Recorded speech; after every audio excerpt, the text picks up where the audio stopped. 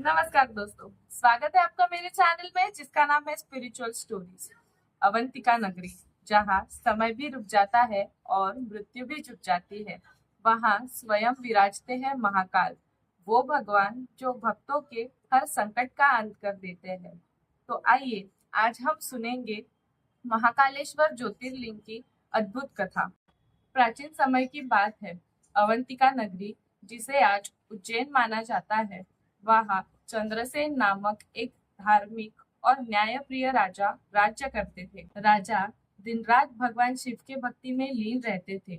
उनके पास एक शिव जी का रत्न था, जिसे चिंतामणि भी कहा जाता है। इस रत्न की अद्भुत शक्ति से राजा सुख शांति में रहते और राज्य में हमेशा समृद्धि बनी रहती। राजा के शिव भक्ति की चर्चा दूर दूर तक पहुंचने लगी।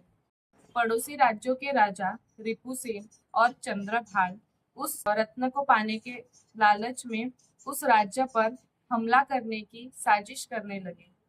उसी समय उज्जैन के पास एक गांव था। वहां श्री कृष्ण नाम का शिव जी का एक अनन्य भक्त था। जब उसने राजा चंद्रसेन की भक्ति देखी तो वह भी रात दिन ओम नमः शिवाय का जाप करने लगा।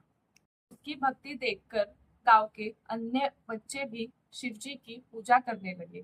उसी क्षेत्र में दूषण नामक एक भयानक राक्षस रहता था। उसे शिव जी से और धर्म से बहुत घृणा थी।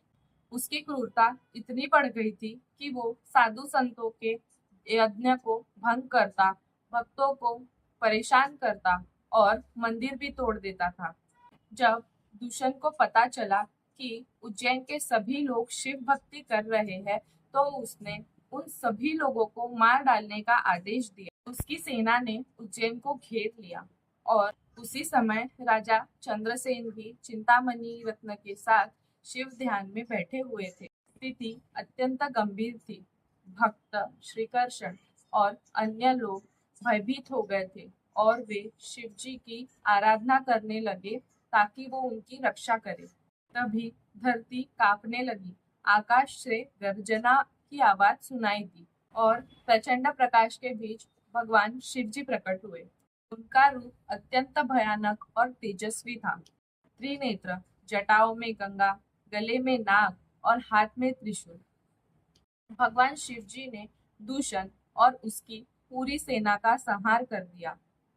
उनके इस भीषण रूप को देखकर सभी भक्तों ने उन्हें महाकाल के नाम से पुकारा, क्योंकि उन्होंने मृत्यु के भी काल को पराजित कर दिया था। भक्तों की प्रार्थना पर शिव जी ने कहा, मैं सदैव इस स्थान पर लिंग के रूप में विराजित रहूंगा और सभी भक्तों की संकटों से रक्षा करूंगा। जो भी श्रद्धा से मेरी आराधना करेगा, उसके जीवन से भय और संकट दूर हो जाएंगे। तब से यह स्थान महाकालेश्वर ज्योतिर्लिंग के नाम से प्रसिद्ध है।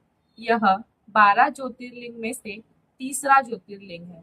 आज भी उज्जैन के महाकालेश्वर मंदिर में प्रतिदिन प्रातःकाल भस्म आरती होती है, जो पूरे विश्व में अद्वितीय है। इस आरती में महाकाल को भस्म से सजाया जाता है, जो यह दर्शाता है कि मृत्यु भी उनके अधीन है। महाकाल का नाम लेने वाला हर भक्त मृत्यु के भय से दूर होकर मोक्ष को प्राप्त करता है। तो अगर आपको ये वीडियो अच्छी लगी हो तो मेरे चैनल को लाइक, शेयर और सब्सक्राइब करना ना भूलें। तब तक के लिए हर हर महादेव।